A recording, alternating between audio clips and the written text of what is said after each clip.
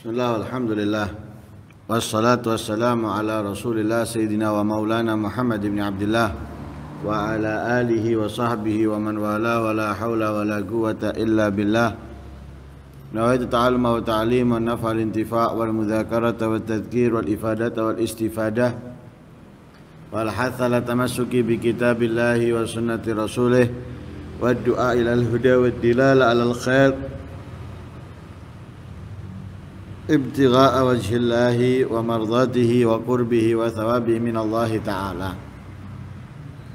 Masalah yang ketiga dari 4 masalah yang perlu diperhatikan, dari 5 masalah yang perlu diperhatikan dalam adab khatmil Quran. Masalah yang pertama yaitu waktunya. Kemudian yang kedua disunahkan puasa di hari khataman, dan yang ketiga yaitu yustahabbu huduru majlisi khatmil Quran istihbaban mutaakkidan. Disunahkan dengan sangat menghadiri majlis khatmil Quran. Ada sunnah biasa, ada sunnah yang muakkadah. Sunnah yang biasa jangan pernah kita remehkan, walaupun itu biasa mengandung sesuatu yang sangat besar, apalagi di akhir zaman bagi orang yang mengerjakannya. Sebagaimana kita ketahui, salat sunatul asr bukan muakkadah, tidak ditekankan kesunahannya Rasulullah, tapi bukan berarti tidak sunnah, tapi tidak ditekankan. Kemudian jangan kita karena nggak ditekankan ngeremehkan. Karena apa? Ini satu kesunahannya Rasulullah, yang kedua mengandung doanya Rasulullah. Di mana Rasulullah Shallallahu Alaihi Wasallam bersabda, rahimallahu imra'an shalla qablal asri arba'an. Allah, mudah-mudahan Allah merahmati orang yang salat sebelum asar 4 rakaat. Doanya Nabi Muhammad. Diperuntukkan orang yang menjalankan salat sunnah sebelum salat asar 4 rakaat. Padahal ghairu muakkadah, bukan termasuk rawatib yang muakkadah. Karena itu kesunahan secara keseluruhan, walaupun yang ghairu muakkadah, yang tidak ditekankan oleh Rasul Shallallahu Alaihi Wasallam, jangan kita pernah remehkan, apalagi di akhir zaman. Karena di akhir zaman itu semakin banyak orang yang tidak mengenal, tidak mengerti, atau meninggalkan kesunahan Nabi. Sehingga pahala keutamaan bagi orang yang menjalankannya sangat besar. Hadisnya yang sering kita dengar, man ahya sunnati inda fasadi ummati kana lahu ajru syahid. Wa fi riwayah kana lahu ajru mi'a syahid. Barang siapa yang menghidupkan sunnahku, sunnahnya Rasulullah, di saat fasad ummati, kerusakan umatku, menghidupkan sunnahnya Rasulullah di saat umatnya Rasulullah sudah banyak yang rusak. Nah, bisa kita lihat dalam kehidupan kita sekarang.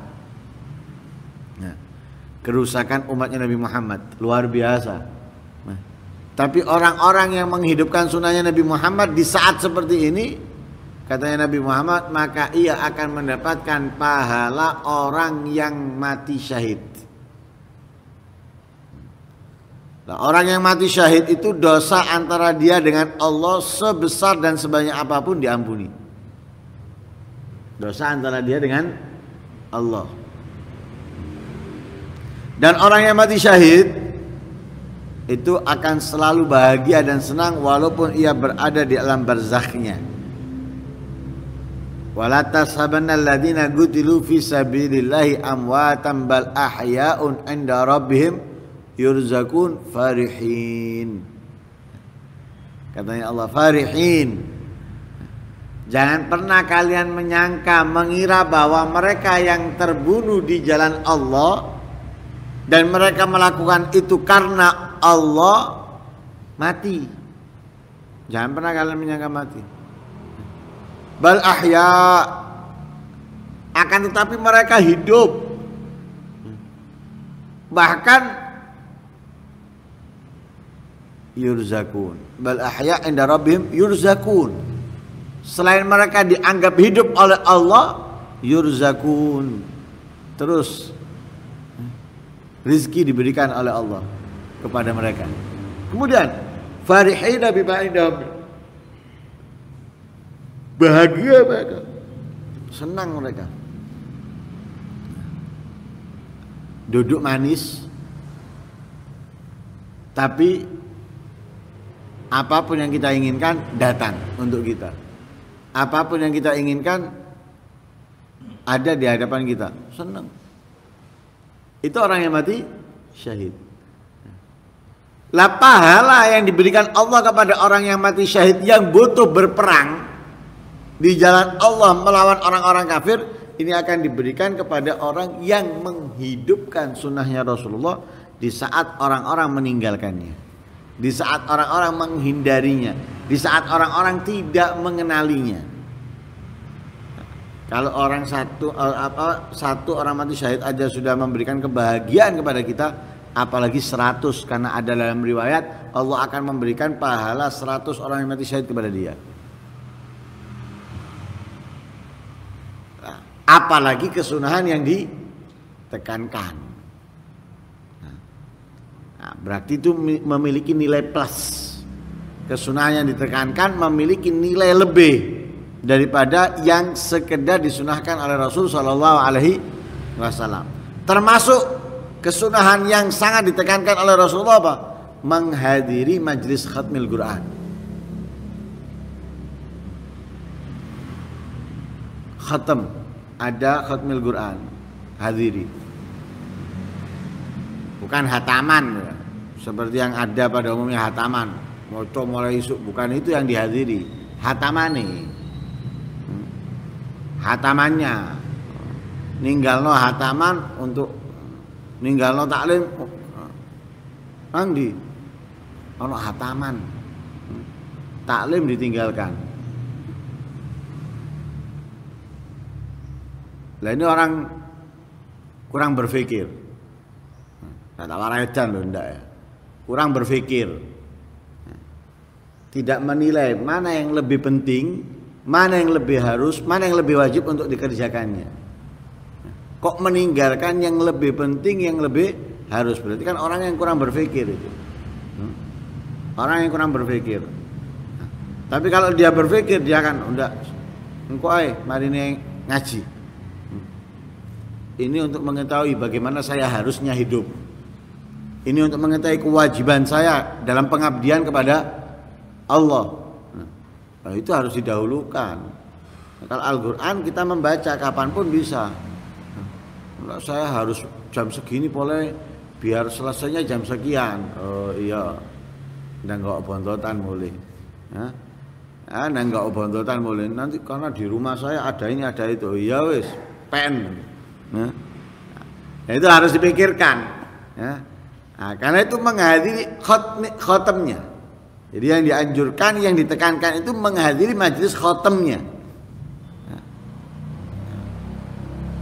Sehingga di dalam Sahihul Bukhari dan Sahihul Muslim, Rasul Shallallahu Alaihi Wasallam memerintahkan wanita-wanita yang haid. Wanita-wanita yang sedang haid diperintahkan untuk keluar pada hari raya.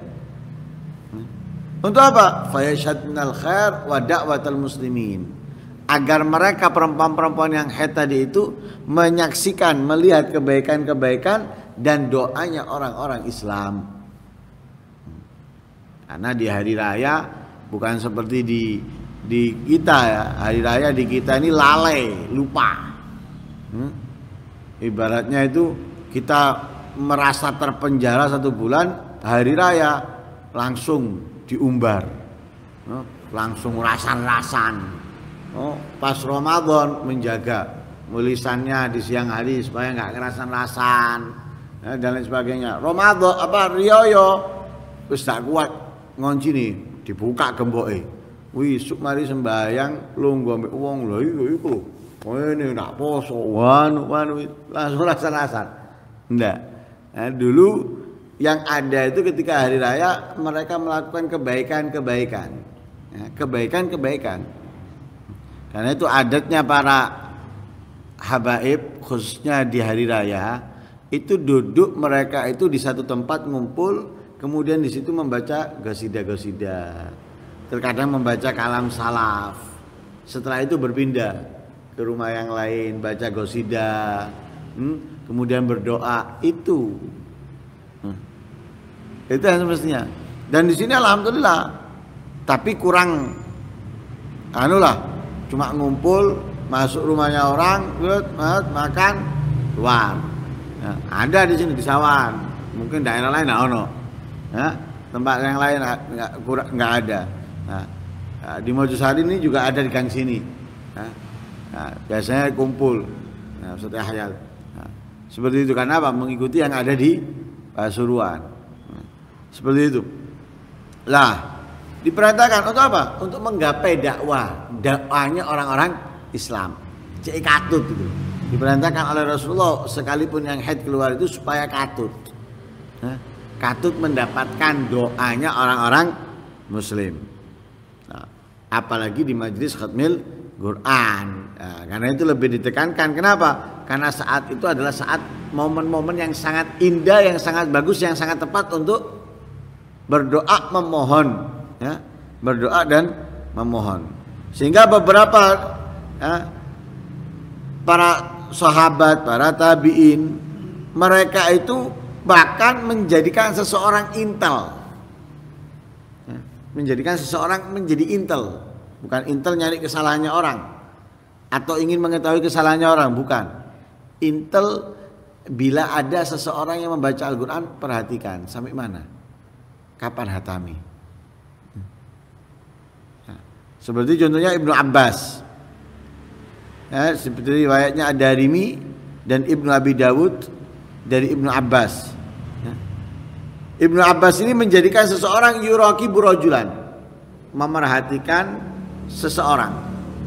Jadi manggil orang untuk memerhatikan seseorang yang sedang membaca Al-Quran. Ada orang membaca Al-Quran disuruh merhatikan. Kalau sudah mau hatam, diperintahkan untuk ngabari Ibnu Abbas. Oh, mau hatam, Ibnu Abbas fayashhadu dzalik, hadir. Jadi mau nyuruh orang cuma tahu coba itu baca Quran sampai mana. Nanti kalau sudah mau hatam kabari saya. Hatam itu berangkat, ikut, duduk. Bahkan dari sahabat Anas bin Malik, diriwayatkan oleh Ibnu Abi Dawud dengan dua sanadnya yang sahihan dari Qatadah. Qatadah sahibu Anas. Anas bin Malik ini kalau menghatamkan Al-Quran, kalau waktu mau menghatamkan Al-Quran, keluarganya dikumpulkan semuanya, dipanggil semua keluarganya. Kemudian doa bareng-bareng. Jamaah alahu wada'a, dikumpulkan keluarganya, kemudian beliau berdoa. Enggak kemudian baca doa sendiri, keluarganya ditinggal, enggak, dipanggil semuanya. Ini. Hataman. Hataman dan berdoa. Begitu juga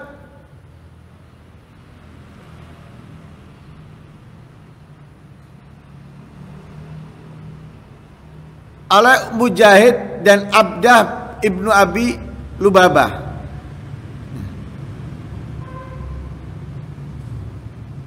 Jadi dua orang ini mengutus seseorang untuk datang kepada Hakam bin Utaibah.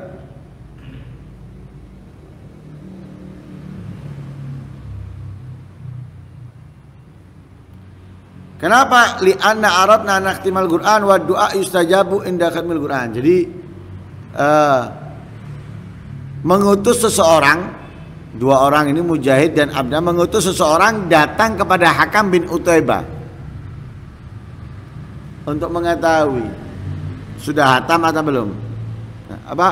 Enggak, untuk menyampaikan bahwa kami akan hataman Quran, akan melaksanakan hataman Quran, dan doa diijabai saat khatmil Quran. Jadi manggil gitu, dipanggil, sengaja dipanggil, bukan nggak dipanggil, sengaja dipanggil, diundang. Ya. Rinio, kita mau menghatamkan Quran. Di sini kita mau menghatamkan Quran. Ya.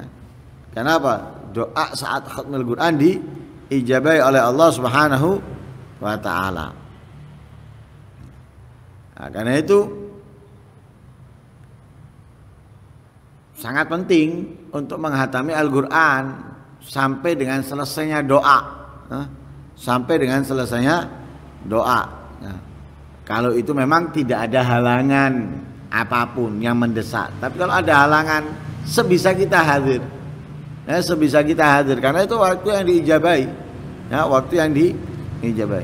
Nah, kemudian saat khatmil Quran itu sudah jelas pasti, dan itu adalah kebaikan, rahmatnya Allah turun. Rahmatnya Allah turun, sehingga di dalam riwayat yang sahihah dikatakan inna rahmatan tanzilu inda khatimatil Quran. Rahmat itu turun ketika khatimatul Quran, ketika apa penghataman Al-Quran. Ya, dalam riwayat yang lain ya, dari Mujahid, kanu yastami'una inda khatmil Quran. Mereka para sahabat atau tabi'in itu ngumpul ketika khatmil Quran. Lalu mereka berkata tanzilu rahmah, rahmat turun.